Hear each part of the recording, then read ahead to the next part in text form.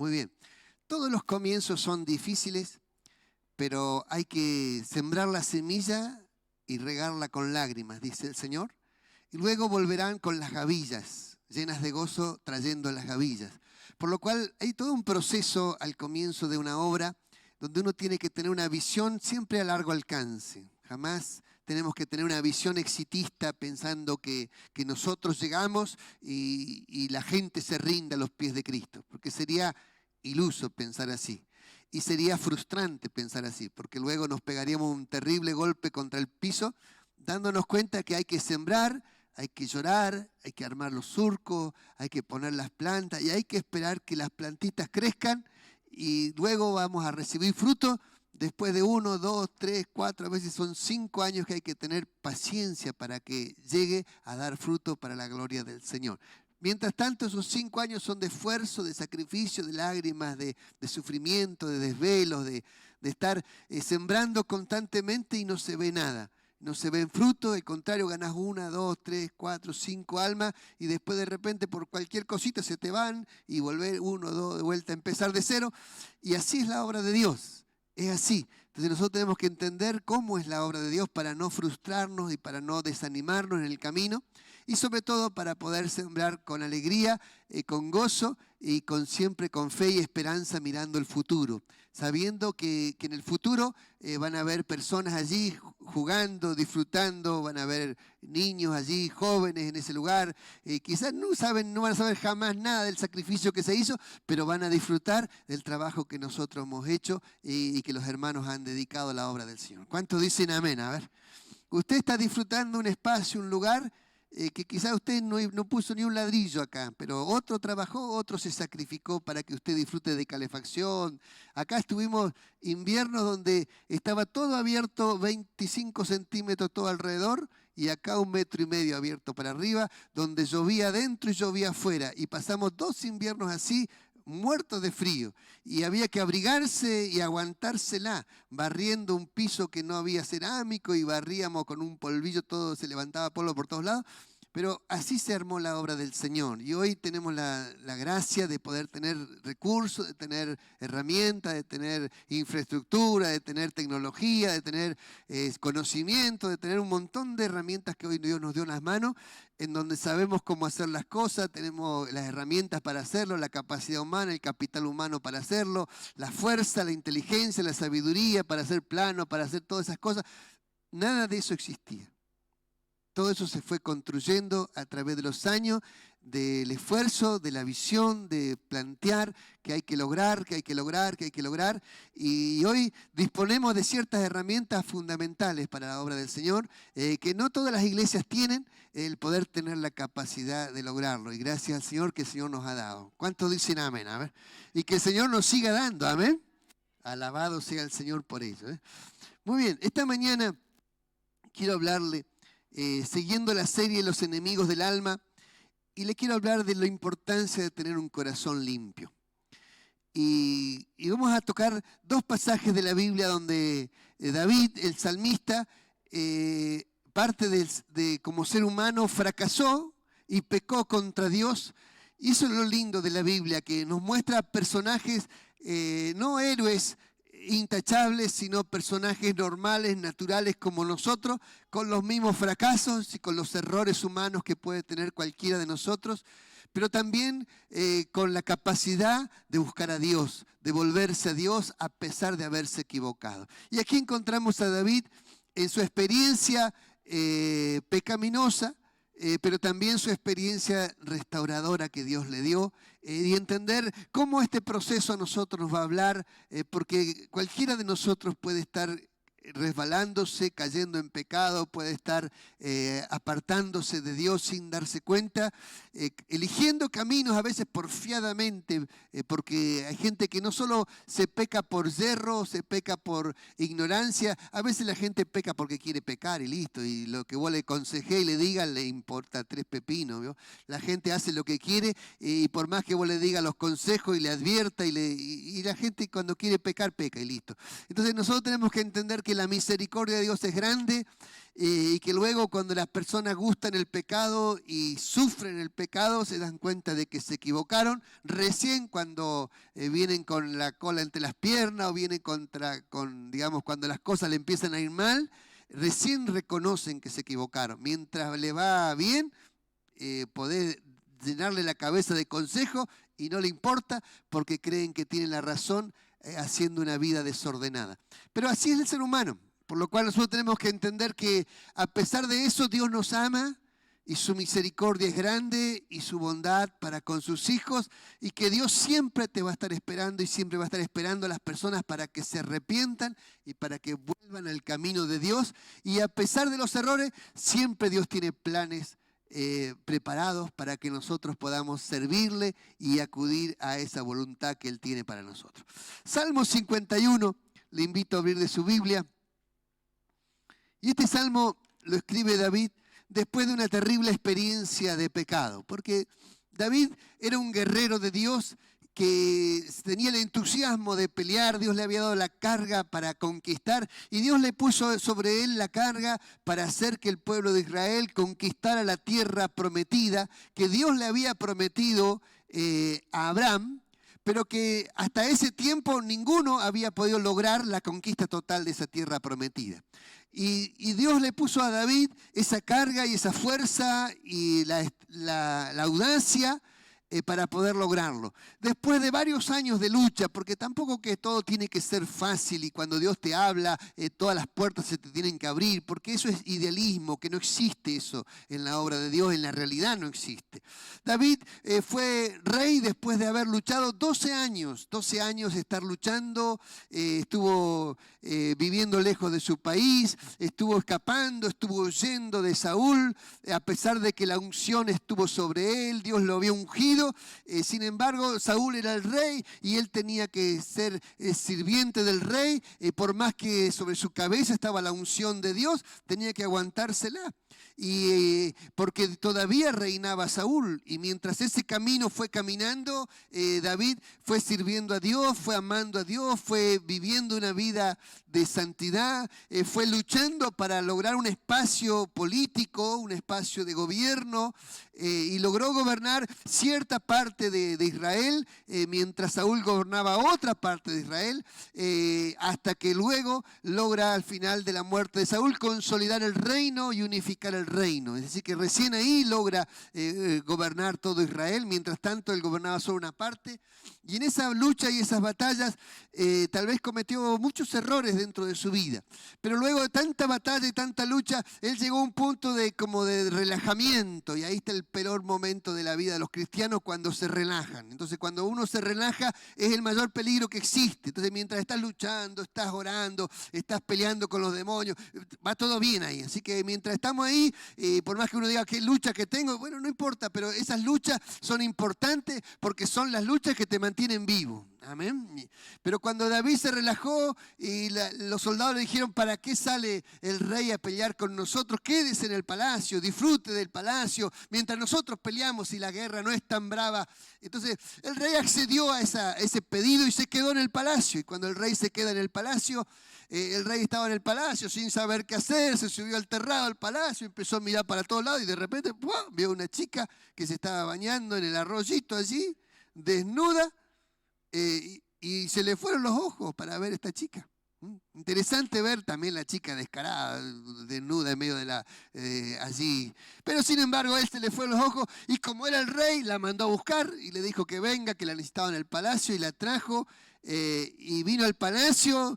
Y resulta que la chica, bueno, tuvieron relaciones entre el rey y la chica. Betsabé se llamaba la chica, y Betsabé era casada. Y resulta que el rey estaba todo como que él era el dueño de todas las cosas, y sin embargo no era dueño de esa chica. Y luego, cuando a la semana o al mes siguiente, me imagino yo, que la chica le mandó una notita al rey diciéndole: estoy embarazada. Ahí saltó el problema. Mientras todo estaba bien, no saltaba el problema, pero entonces el rey empezó a maquinar una idea: ¿cómo hago para tapar esto? ¿Cómo hago para ocultarlo? Entonces se le ocurrió la idea, bueno, manda a buscar al esposo, lo traigo, el esposo se acuesta con su mujer y como que queda embarazada, y bueno, nació 6 mellizos, 7 mecinos, bueno, y zafamos. Bueno, esa fue la idea, el plan. Lo manda a buscar, Usías viene, un fiel siervo de Dios, un amante de Dios, un soldado leal como ninguno. Y dice la Biblia que este hombre se quedó en la puerta del palacio del rey y no fue a su casa ni siquiera a ver a su esposa. Porque dice, ¿cómo puedo yo estar disfrutando de mi esposa cuando todo Israel está en el frente de batalla? Y esta actitud tan fiel que tenía era un cachetazo más fuerte en la cara del rey. Y así fue como al otro día hizo lo mismo. Entonces el rey dijo, bueno, a este lo emborracho y borracho se le van a ir todas las convicciones. Y lo emborrachó y borracho y todo, el otro no se fue del palacio del rey. Entonces al otro día él dijo, bueno, no voy a lograr. Entonces, ¿qué hizo? Lo mandó al frente de batalla con una nota en su mano, una carta para el jefe del ejército, y la nota decía que lo ponga cuando la batalla esté más recia, en ese lugar lo meta a Usías, y así fue. Usías llevaba en su mano la carta de muerte, y cuando estaba la batalla más recia, estaban al lado del muro, allí fue a pelear Usías por mandato del capitán, y allí murió por las piedras que cayeron, por los golpes, murió Usías. Entonces el rey tenía el derecho de tomar ahora a esa mujer porque ahora era viuda y todo estaba bien, nadie sabía absolutamente nada de este secreto, sin embargo Dios sí lo sabía. Y Natán, que era uno de los profetas de esa época, Dios le reveló lo que había hecho el rey, así que Natán fue a hablar con el rey y le trajo una simple historia en donde le dijo que había un hombre rico que tenía muchas ovejas y sin embargo ese día le vino a visita un familiar de lejos y él dijo, ¿cómo voy a matar de mis ovejas? Y fue y buscó la oveja que tenía un hombre pobre, que tenía una sola ovejita y la tenía en su casa, la alimentaba, comía con ella. Y entonces fue y le sacó la oveja y se la sacrificó, se la mató y se la comió en un asado con sus amigos. Y el rey, que era polvorita y que se creía justo, se creía bueno, saltó como leche hervida y dijo, ese hombre tiene que morir ahora. Y ahí fue donde el Natán le dijo, ese hombre eres tú. Y ahí se descubrió la cosa. A partir de allí, David escribe este salmo porque él sintió la terrible vergüenza, no pudo negarlo, no pudo ocultarlo más. No fue un hombre malo y perverso que negaba su pecado. Yo he tenido acá gente que negaba su pecado y lo negaba a muerte y ponía las manos en el fuego negando su pecado. Y a la semana le cayó la policía con un acto de investigación por abuso sexual y resulta que todo lo que negaba acá delante mío, delante de su esposa, era todo verdad. Yo he tenido gente así descaradamente negando el pecado. Pero David no era un tipo descarado, sino que este hombre tenía temor de Dios y recibió la palabra de Dios, la aceptó, se arrepintió y a partir de allí este hombre tuvo una nueva experiencia con Dios totalmente transformadora porque pudo acudir a la misericordia de Dios y al perdón de Dios. Miramos el Salmo 51 que tiene toda esta historia. Y aquí vemos el después de la reprensión de Natán. Dice así, ten piedad de mí, oh Dios, conforme a tu misericordia. Conforme a la multitud de tus piedades, borra mis rebeliones. Lávame más y más de mi maldad y límpiame de mi pecado, porque yo reconozco mis rebeliones y mi pecado está siempre delante de mí. Contra ti solo he pecado y he hecho lo malo delante de tus ojos, para que seas reconocido justo en tu palabra y tenido por puro en tu juicio. He aquí, en maldad he sido formado y en pecado me concibió mi madre. He aquí que tú amas la verdad en lo íntimo y en lo secreto me has hecho comprender sabiduría. Purifícame con hisopo y seré limpio, lávame y seré más blanco que la nieve. Aquí paramos y empezamos a explicar. El único que puede limpiar el corazón es Dios. Dios es el único que puede limpiar nuestros corazones. A veces el ser humano trata de hacer obras de caridad, obras de bondad, dar de su dinero para tapar su pecado. Pero el único que puede limpiar el pecado es Dios. Solo Dios puede limpiar nuestros pecados. Dios puede limpiar nuestras conciencias, Dios puede limpiar nuestra maldad.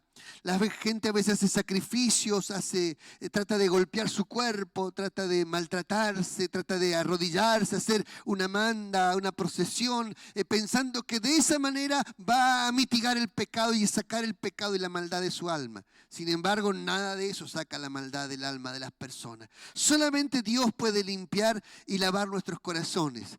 A veces el pecado, cuando entra a nuestra alma, a nuestra persona, queremos borrarlo de alguna manera. Hay gente que se lava, se baña, se limpia y quiere limpiar su cuerpo pensando que de esa manera va a limpiar su alma, y agarra un cepillo y se raspa y se siente sucio. Pero nada de eso va a limpiar el pecado del alma, nada de eso va a sacar el pecado del corazón. Solamente el perdón de Dios, que es la gracia divina que se extiende hacia los hijos de Dios cuando se arrepienten de todo corazón, puede transformar el pecado que está en el alma de las personas. Dios es misericordioso y piadoso y es el único que borra mis rebeliones. Si hay algo que dentro de los atributos de Dios, que es misericordioso. Dios es misericordioso, por lo cual su misericordia es que nos ama a pesar de cómo somos. Esa es la misericordia. Dios nos ama a pesar de nuestros errores. Amén. No hay nadie que pueda ser o mostrarse perfecto delante de Dios. Y esa es la gran misericordia de Dios, que Él nos ama a pesar de nuestros errores y defectos como seres humanos.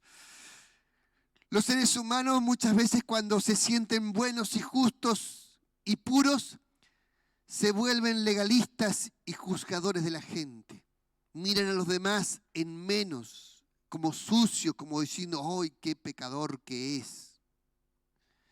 Es como si usted hoy, yo le trajera personajes como ser una persona violadora, una persona asesina, una persona que mató a muchas personas, una persona que torturó y que fusiló. ¿Usted cómo lo miraría? Imagínese que se sienta al lado suyo. ¿Cómo se sentiría? Una persona que ha hecho maldades, a veces uno se siente como superior, como mejor. Entonces, cuando en el cristiano está esa experiencia de sentirse bueno, cuando nadie es bueno delante de los ojos de Dios, todos somos pecadores. Pero cuando está en esa experiencia de sentirse mejor o superior que otra persona, a veces Dios nos hace vivir experiencias donde nos muestra la bajeza que hay en nuestra alma.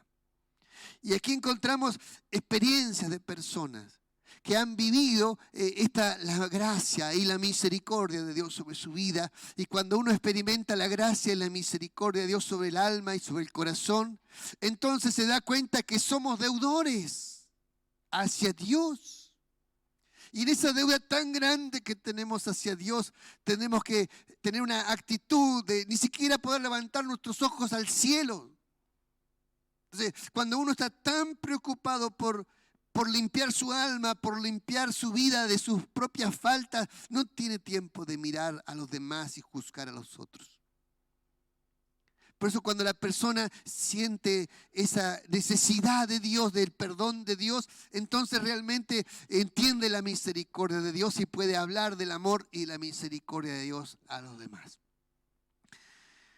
El reconocimiento del pecado y la condición de culpable, versículo 3. Porque yo reconozco mis rebeliones y mi pecado está siempre delante de mí.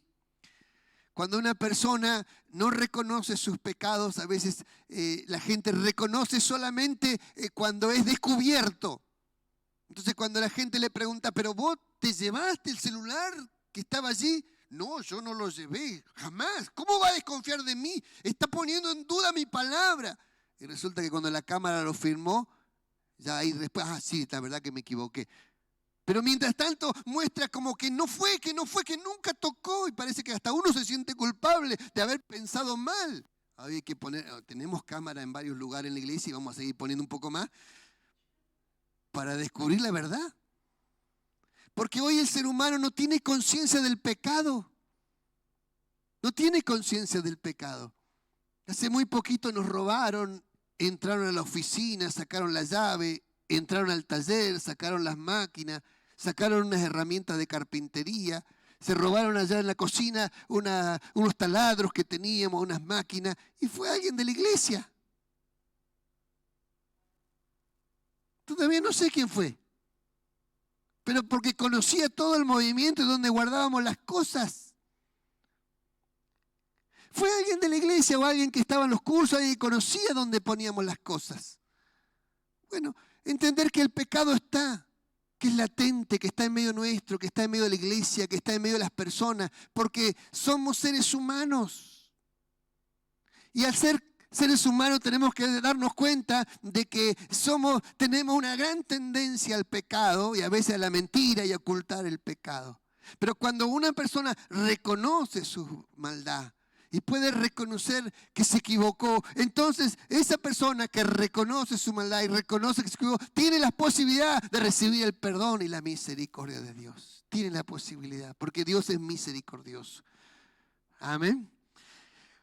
Qué importante que es el reconocimiento de la falta. Reconocer que nos hemos equivocado, reconocer y arrepentirnos de nuestros pecados, porque eso es lo que hace que la gracia de Dios pueda venir sobre nosotros. David decía, en maldad he sido formado y en pecado me concibió mi madre. Tal vez hubo un problema en la casa de David, de sus padres. Tal vez hubo una infidelidad dentro de los padres en la vida de David. Tal vez David fue producto de una infidelidad. No lo sabemos porque en la Biblia no está escrito esto. Pero él está diciendo, en pecado me concibió mi madre. Dice, y en maldad he sido formado. Declara esa expresión allí en el versículo 5. Tal vez uno pueda decir, bueno, mi papá fue ladrón, entonces yo por eso es que tengo tendencia a robar, no es culpa mía, pero hermano querido, dice la Biblia que Dios juzgará a las personas por la maldad de cada uno, no por la maldad de tus padres. Es que tu padre puede haber sido lo que sea, pero tu padre no tiene la culpa de las cosas que vos haces, la tenés vos. ¿Puede estar la tendencia dentro de nosotros? Claro que puede estar la tendencia de nosotros. Porque la maldad que hacen los padres es parte de la herencia que dejamos.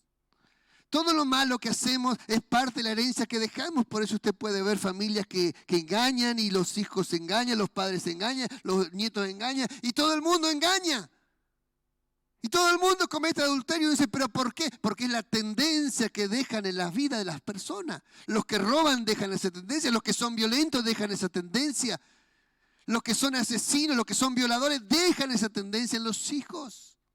Pero esa tendencia es la posibilidad que el diablo tiene de tentarte y volver a querer esclavizarte como esclavizó a tu padre. Pero tú eres el que decide y en cada pecado nosotros somos los que tomamos la decisión y que le abrimos la puerta al diablo.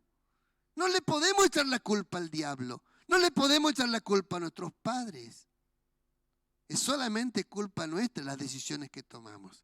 Pero aquí David también quería echarle la culpa, ¿me entiende? Pero sin embargo, tiene que reconocer que él es su debilidad y que tiene que luchar contra esa debilidad y que tiene que ser libre de esa debilidad que tiene dentro de su alma. Dios ama la verdad en lo íntimo. Y esto es algo que tenemos que entender, que cuando nosotros nos arrepentimos, Dios quiere la verdad, toda la verdad. A veces cuando estamos tratando con las personas que caen en pecado, hay que sacarle con tirabuzón la información, porque les da vergüenza, no pueden hablar y dicen a media, bueno, sí, saqué una pequeña cosita y resulta que no había sacado había sacado todo, pero resulta que le comienza como tirabuzón a tratar de descubrir la verdad. ¿Por qué pasa esto? Porque no está la verdad en lo íntimo. Dios quiere la verdad en lo íntimo. Dios quiere que seamos leales, seamos auténticos y que podamos decir la verdad con todo nuestro corazón. Hermano querido, Dios ama esto. El mejor remedio que puede existir para el pecado es el perdón. Purifícame con hisopo y seré limpio. Lávame y seré más blanco que la nieve. El perdón es el mejor remedio que podemos tener para dormir tranquilos. ¿Cuántos dicen amén? Pero allí hay gente que no puede dormir, mire, ¿Por qué? Porque hay cosas que están en la conciencia. Mire, la conciencia limpia es el mejor somnífero. Con la conciencia limpia la gente duerme tranquila. Pero con la conciencia sucia las personas no pueden dormir. Entonces, allí hay un gran problema que luego se torna en problemas físicos. Dice el Salmo 32, segundo punto, consecuencias del pecado. Leemos primero versículo 8, versículo 8 hasta el 14 del mismo Salmo 51 y luego le vamos a leer el Salmo 32. 8 al 14. Hazme oír gozo y alegría. Salmo 51, versículo 8. Dice, y se recrearán los huesos que has abatido. Esconde tu rostro de mis pecados y borra todas mis maldades. Crea en mí, oh Dios, un corazón limpio y renueva un espíritu recto dentro de mí. No me eches de delante de ti, no quites de mí tu Santo Espíritu. Vuélveme el gozo de tu salvación y espíritu noble me sustente. Entonces enseñaré a los transgresores tus caminos y a los pecadores se convertirán a ti. Líbrame de homicidios, oh Dios, Dios de mi salvación. Cantará mi lengua tu justicia. Y el Salmo 32, del 3 al 5, dice así. Mientras callé, se envejecieron mis huesos en mi gemir todo el día, porque de día y de noche se agravó sobre mí tu mano. Se volvió mi verdor en sequedales de verano. Mi pecado te declaré y no encubrí mi iniquidad. Dije, confesaré mis transgresiones a Jehová, y tú perdonaste la maldad de mi pecado. Alabado sea el Señor. Cuando pecamos, el corazón se llena de tristeza. En Corintios dice así que la tristeza viene para arrepentimiento. Cuando uno peca contra Dios, entonces tu corazón se llena de tristeza y se te va el gozo de la salvación de tu alma. Y esa tristeza genera en nosotros, viene para que nos arrepintamos, para que reaccionemos, para que volvamos a Dios. Para eso viene esa tristeza. Esa tristeza es como que se seca el alma. Porque si el pecado está en nosotros y no lo confesamos, no nos arrepentimos, comienza a carcomer nuestro cuerpo, nuestra mente, y dice, se envejecieron mis huesos. Se llegan a envejecer los huesos de nuestro cuerpo. Empiezan problemas de osteoporosis, problemas de reuma, problemas que tienen que ver con guardar cosas en el alma, con estar enojado. El enojo enferma el cuerpo. El enojo enferma el estómago, enferma la gastritis. El enojo enferma el corazón, enferma los pulmones, enferma el hígado.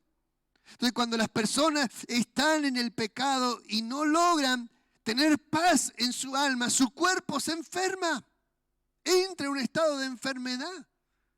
Entonces, cuando la persona empieza a traer ese estado de enfermedad, comienza a deteriorarse su cuerpo, a deteriorarse su vida, porque no puede tener paz en su alma. En este tiempo vivimos con gran parte de la sociedad enferma. Gran parte de la sociedad sufriendo miles de enfermedades. Encontramos un gran problema de la sociedad, problemas psicológicos, problemas emocionales, tomando pastillas para poder dormir, tomando tranquilizantes para su cuerpo, para su mente, pasados de vuelta las personas, sufriendo el estrés que estamos pasando como sociedad. Todo tiene que ver con el pecado. Todo tiene que ver con el pecado. Cuando nosotros empezamos a buscar a Dios, Dios limpia el alma, limpia el corazón y luego sana el cuerpo, sana la mente, sana el espíritu nuestro. Y comienza un proceso de sanidad. Se va la alegría en medio del pecado. Se va el cántico en medio del pecado. Se va la acción de gracia adelante de Dios en medio del pecado. Dejamos de hablar de Dios a la gente. Dejamos de predicar en medio del pecado. Cuando el pecado entra a nuestra puerta, toca la puerta de nuestra casa, dejamos de predicar, dejamos de hablar de Dios. Y lo más probable es que cambiemos la melodía y ya dejemos de cantarle a Dios. Y ya te empieza a gustar la cumbia, te empieza a gustar otro tipo, el reggaetón, ya me gusta, te cambió el ritmo, el diablo te cambió el ritmo. Y cuando querés acordar, te olvidaste de Dios. De día y de noche, dice, la conciencia nos atormenta, de día y de noche. Es decir, que ni siquiera de noche la persona puede descansar cuando el pecado está dentro. ¿Por qué pasa todo esto en el alma, en la conciencia de las personas? ¿Por qué le pasa esto al ser humano? Porque Dios nos creó para vivir en santidad. Cuando una persona está en un estado de santidad, de pureza en su alma, su mente se recrea, su inteligencia se renueva, su mente se aviva, su espíritu siente fuerza en su interior, ganas de vivir, ganas de trabajar, ganas de emprender, ganas de prosperar. Viene a su espíritu una fuerza sobrenatural que te impulsa hacia adelante cuando estamos en esa santidad. Pero cuando estamos en el pecado y dando vuelta alrededor del pecado, es todo el proceso al revés. Todo un proceso de deterioro, de muerte, de sequedad. Comenzamos a vivir una sequía en nuestra alma. No se nos cae una idea de la cabeza. No se nos ocurre qué hacer. No podemos mirar hacia adelante. El gran problema de la dirigencia de este tiempo. Pero cuando buscamos a Dios, Dios transforma eso, nos cambia eso, comienza a mostrarnos el futuro, comienza a transformar todo lo que Dios quiere hacer con nuestras vidas, con nuestras familias. ¿Cuántos dicen gloria a Dios? A ver. Los ojos están viendo siempre, mi pecado está siempre delante de mis ojos, dice el texto. Es decir que las personas que están en pecado siempre ven el pecado. Y hay gente que proyecta su pecado, proyecta el pecado. Entonces lo ven en todas partes. Entonces ven aquel y ya ven un hombre engañando a una mujer. Ven aquel y ya ven... Y siempre están viendo el pecado en los demás. Porque curiosamente el ser humano que no puede ver el pecado en sí mismo, empieza a ver el pecado, el mismo pecado que comete en los demás. Y cree que todos son sucios. ¿Me entiende? Tal vez no son todos sucios, pero el pecado está delante de tus ojos. Entonces cuando una persona limpia su corazón, comienza a tener una sanidad en el alma, una sanidad en el espíritu, en el corazón de la persona. Por eso necesitamos el perdón de Dios. El perdón de Dios te hace feliz, el perdón de Dios te sana, el perdón de Dios te hace descansar en paz. La verdad es lo que corrige el pecado, decir la verdad. ¿Es difícil decir la verdad? Sí, a veces es muy difícil decir la verdad, es muy difícil. Pero la verdad sana. La verdad, cuando la verdad sale a luz, hay una vergüenza que hay que pasar, hay una situación de vida que hay que enfrentar, pero la verdad es la que sana a las personas. ¿Cuántos dicen amén? Las personas que no pueden decir la verdad y guardan el engaño en su alma, empiezan a luchar y empiezan a vivir experiencias, incluso muchos de los ataques de pánico tienen que ver con esto. Tienen que ver con esto. Con no poder gritar lo que está dentro. Entonces el cuerpo habla, de una forma u otra lo habla. Y allí donde la enfermedad se manifiesta, y lo que necesitamos era decir la verdad, y arrepentirnos y volvernos a Dios, para que sean borrados nuestros pecados y nuestra vida pueda ser limpia. Pero qué difícil que es volverse a Dios cuando uno cree que tiene la razón. Versículo 11 dice así: no me eches delante de ti y no quites de mí tu Santo Espíritu. Uno pierde el gozo de la salvación y dice que también se pierde el espíritu noble, la nobleza del alma. Las personas nobles de espíritu. Empieza a reinar el egoísmo dentro de nuestra alma. Empieza a reinar el pensar solo en mí, el pensar en mis condiciones, en mi situación, y lo demás no me importa. Porque se te va la nobleza. La nobleza del alma se te va la ayuda mutua, se te va la misericordia, porque el pecado te quita todas esas cosas lindas que Dios quiere poner dentro de tu corazón. Dejamos de hablar de Dios para no ser hipócritas. ¿Por qué? Porque la persona que está en pecado no puede hablar de Dios, y si habla de Dios se transforma en un hipócrita. ¿Cómo le voy a decir a los demás que no hagan lo que yo estoy haciendo? Entonces, si yo digo a los demás que no hagan, me convierto en un hipócrita. Entonces, el pecado termina cerrando tu boca. No te deja ni enseñar ni hablar de Dios a las personas. Por eso es tan importante reconciliarse, pedir perdón, limpiar el alma, decir la verdad si tenemos que decirla. Versículo 14: líbrame de homicidios, oh Dios, Dios de mi salvación, y cantará a mi lengua tu justicia. ¿Por qué dice líbrame de homicidio? Porque él, para ocultar su pecado, ¿qué hizo? Metió la mentira y para tapar la mentira creó el homicidio. Y Dios le juzgó porque dijo, tus manos están manchadas de sangre porque él creó el homicidio. Entonces, el pecado que no se arrepiente llama a luz el pecado. ¿Por qué? Porque cada vez que uno cae en pecado, lo que está haciendo es abriéndole una puerta a un demonio. Le abro la puerta al demonio de la mentira que entre. David le abrió la puerta del adulterio. Entró el adulterio y después, como no quería arrepentirse, le abrió la puerta al engaño. Le abrió la puerta a la mentira y luego le abrió la puerta al homicidio. Cuando quiso acordar, estaba lleno de mentira su alma, lleno de engaño su vida, el homicidio estaba dentro de sus manos estaban manchadas con sangre. Todo eso por no arrepentirse. Interesante ver que las personas llaman la maldad, la llaman. Cuando uno escucha a alguien que está mintiendo, empieza a mentir. No, pero no había estudiado, ¿no? No, pero resulta que mi mamá se enfermó, tuvimos que ir al hospital, tuvimos que hacer esto, y empieza a meter, mata a la abuela, mata a la mamá, mata a todo el mundo. Lo que tenía que decir es que no había estudiado.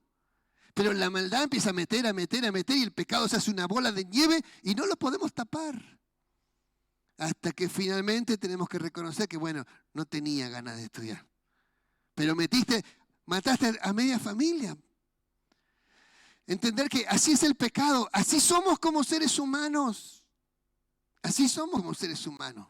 Tratamos de ocultar, de esquivar, de proyectar, de inculpar a otros. La mujer que me diste, ya no era la culpa de él, era la culpa de la mujer, pero a la vez le dice, tú me la diste, es que era la culpa de Dios. Y la mujer dijo, la serpiente fue. Y la serpiente cuando quiso darse vuelta, el diablo ya no estaba, ya se había ido. La pobre ligó el juicio y la maldición y el diablo la dejó sola. Entender que así somos como seres humanos. Queremos culpar a otros, que la culpa es de otros. Hermano, tenemos que entender que la única forma de transformación y de cambio es arrepentimiento. Y si no hay arrepentimiento, tampoco va a haber transformación y cambio. Pero cuando viene el arrepentimiento, entonces viene esa salvación. Y viene lo que dice acá, cantará mi lengua tu justicia. Alabado sea el Señor. El verdadero sacrificio que Dios busca. Tercer punto, versículo 15 del capítulo 51, dice así. Señor, abre mis labios y publicará mi boca tu alabanza. Porque no quieres sacrificios que yo lo daría, no quieres holocausto. Los sacrificios de Dios son el espíritu quebrantado y el corazón contrito y humillado. No despreciarás tú, oh Dios. Haz bien con tu benevolencia a Sión, edifica los muros de Jerusalén. Entonces te agradarán los sacrificios de justicia, el holocausto y ofrenda, todo quemado. Entonces ofrecerán becerros sobre tu altar. A veces las personas quieren hacer sacrificios, grandes sacrificios para recibir el perdón. Grandes regalos para tapar el perdón, para producir el perdón. A veces el ser humano inconscientemente busca esto, pensando que un gran regalo tapa la gran macana. Y no es así. Por acá lo que realmente Dios quiere es verdadero arrepentimiento. Ni siquiera Dios recibe nuestras ofrendas cuando estamos en pecado. Porque Jesús dijo así, allí hay un pasaje que está en Mateo 5:23. Dice, por lo tanto, si traes tu ofrenda al altar y allí te acuerdas de que tu hermano tiene algo contra ti, deja allí tu ofrenda delante del altar y anda, reconcíliate primero con tu hermano. Y entonces ven y presenta tu ofrenda. Ni siquiera Dios recibe la ofrenda nuestra cuando estamos mal. Entonces nosotros tenemos que comprender que Dios lo que busca es un corazón puro, un alma pura, un corazón transparente es lo que busca. Y ni siquiera recibe nuestra ofrenda. Por lo tanto, tenemos que comprender que el sacrificio que nosotros podamos hacer no sirve de nada si no hay un verdadero arrepentimiento dentro de nuestra alma. Dios quiere un espíritu contrito y quebrantado. Contrito significa lleno de melancolía y de tristeza. Dios quiere que haya en nosotros un pesar cuando hemos pecado. Y ese pesar nos lleva al arrepentimiento, quebrantamiento de corazón, el quebrantarse su corazón. Hay gente que dice, bueno, te robé, pero bueno, perdóname.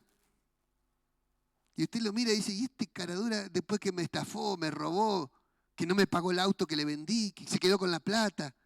¿Cree que están así como yo? Bueno, perdóname, me equivoqué. ¿Cómo que venga alguien y te violó a tu hija y que después, bueno, perdóname? La persona que no tiene temor de Dios no se da cuenta la maldad que produce, el daño que produce, el dolor que produce. Entonces el corazón contrito y humillado es cuando tú te das cuenta realmente lo que hiciste. Reconoces lo que hiciste y lo que produjo en la otra persona. Entonces tu arrepentimiento tiene que ser acorde al daño que hiciste en la otra persona. ¿Comprende? Porque si no existe esa acción de arrepentimiento, la otra persona no te va a creer. Porque va a pensar, bueno, lo que hiciste lo va a volver a hacer. Entonces no te va a creer absolutamente para nada que tu arrepentimiento es genuino y verdadero. Necesitamos tener ese corazón contrito y humillado. Dice la Biblia, no despreciarás tú. Es decir, que Dios jamás desprecia ese corazón contrito y humillado. Como seres humanos tenemos que tener esa tendencia a perdonar. Tenemos que tenerla como cristianos, mejor dicho. La tendencia a perdonar, la tendencia a darnos cuenta que Dios es un Dios de oportunidades, que siempre te va a dar una oportunidad, que siempre. Nuestros ojos tienen que llenarse de misericordia, porque si nosotros nos llenamos de los ojos de misericordia, vamos a juzgar a la gente y no nos vamos a dar cuenta que las personas pueden arrepentirse y pueden cambiar. Y si no podemos creer en las personas que se pueden arrepentir y cambiar, pues dejemos de predicar el Evangelio entonces. Predicar el Evangelio es esto, predicar el arrepentimiento, predicar el cambio de vida, predicar que las personas pueden cambiar. ¿Cuántos dicen amén? A ver, alabado sea el Señor. Judas robaba a Jesucristo. Le robaba. Jesús le había dicho, bueno, vos vas a ser el tesorero. Al ladrón, Jesús lo puso de tesorero. Yo me preguntaba, si Jesús sabía todas las cosas, me he preguntado, ¿por qué lo dejó de tesorero? Siempre me pregunté esto. Si Jesús sabía todas las cosas y sabía Jesús que Judas robaba, ¿por qué lo dejó de tesorero? ¿Usted dejaría de tesorero a un ladrón? No, es lo más lógico. Pero ¿sabe por qué? Cuando yo llegué a la conclusión de por qué Jesús lo dejó de tesorero y no le quitó la tesorería. Porque Jesús seguía creyendo que Judas podía cambiar. Por eso, yo llegué a esa conclusión. Jesús tenía tanto amor por las personas que seguía creyendo que podía cambiar. Y Judas termina engañando a Jesucristo y vendiendo a Jesucristo por un tema de plata. Porque él amaba la plata, por eso robaba. Y por eso engañó a Jesucristo. Y sin embargo Jesús, a pesar de que él lo engañó, se presentó ese día y le lavó los pies a Judas. Porque aun cuando le estaba lavando los pies, Jesús creía que Judas podía cambiar. Si este sentir no está en nosotros, hermano, no vamos a aguantar a la gente. Esa es la realidad. Porque nosotros vamos a poner nuestra suspicacia como seres humanos y vamos a decir, no, este no, el tesorero no. Este otro para los niños no. Este otro para cantar no. Este otro, y bueno, no, al final no va a quedar ninguno. Hermano, Dios es un Dios de misericordia. Dios es un Dios de compasión. Dios es un Dios de perdón. Pero Dios quiere que en ti esté la verdad. Que tú que ames la verdad en lo íntimo. Que tú tengas un corazón contrito y humillado. Que tú vuelvas a Dios. Que tú te llenes de gozo, te llenes de alegría al recibir el perdón de Dios. Te llenes de esa misericordia. Y que cuando tú mires a otra persona que está en pecado, tú solamente digas, Señor, extiende tu misericordia, así como lo hiciste conmigo. Así que de esa manera tú no vas a sentir que eres superior, sino que te vas a sentir que eres tal vez igual que la otra persona. Entonces de esa manera tu mensaje va a ser más sano, tu misericordia va a ser más expresiva, tu oportunidad de darle oportunidad va a ser más grande. Alabado sea el Señor. Qué interesante es todo esto, porque Dios necesita una iglesia con un corazón sano, con un corazón limpio. Dios quiere limpiar nuestros corazones. Si hubiera pecado guardado, Dios quiere que salga a la luz y que te arrepientas y que te entregues a Dios. Que tú tengas el gozo de la salvación. Decía el Salmo 32, que mientras cayese envejecieron mis huesos. Pero decía también, vuélveme el gozo de la salvación. ¿Y qué es ese gozo de la salvación? ¿Qué es el gozo de la salvación? Porque también Apocalipsis menciona, porque has perdido tu primer amor. Cuando los creyentes pierden el primer amor, ese amor con el que se enamoraron de Jesús cuando Jesús les perdonó. Y qué lindo cuando uno ve a un creyente recién convertido con ese amor, con ese entusiasmo, con esas ganas de cantar, ganas de orar, ganas de leer la Biblia, ganas de ir al culto, ganas de servir, ganas de todo. Pero qué feo que cuando uno ve a un creyente que uno le dice, bueno, hagamos esto. No, eso no. No, nada le va bien. Vuélveme el gozo de la salvación. Vuélveme el gozo de la salvación. Que nunca pierdas ese gozo de la salvación. Que Dios lo vuelva a tu alma, lo vuelva a tu espíritu. Que Dios renueve esas ganas de vivir adentro, esas ganas de servir, esas ganas de amar a Dios, esas ganas de amar a la gente. Porque también esa pérdida de gozo te hace perder las ganas de amar a la gente. Yo me acuerdo cuando yo era jovencito, veía la iglesia y yo veía a todos los hermanos hermosos, todos buenos eran para mí. Y llegaba a llorar por ellos. Y a veces ahora llego y digo, mejor que se vaya, como ya me tiene repodrido. Vuélveme el gozo de la salvación. Vuélveme ese gozo de la salvación. Que Dios vuelva en ti ese gozo de la salvación, esas ganas tremenda de servir a Dios, que cuando cantabas llorabas, cuando Dios te tocaba en la alabanza, que tu cántico llegaba a la presencia del Señor. Bueno, eso es lo que el Señor quiere que vuelva a revivir. Amén. Esas ganas de servir al Señor con todo tu corazón, Dios quiere que revivan en ti. Conclusión, necesitamos un corazón limpio, necesitamos el perdón de Dios. El corazón contrito y humillado, dice, es lo que hay que buscar. Confesar y reconocer. Dios perdone y vuelva la alegría, el gozo, las ganas de cantar, que se sane nuestro cuerpo, que se renueven las fuerzas. El perdón sana la vida, hermano. Amén. Que no haya nadie en su casa que no pueda dormir.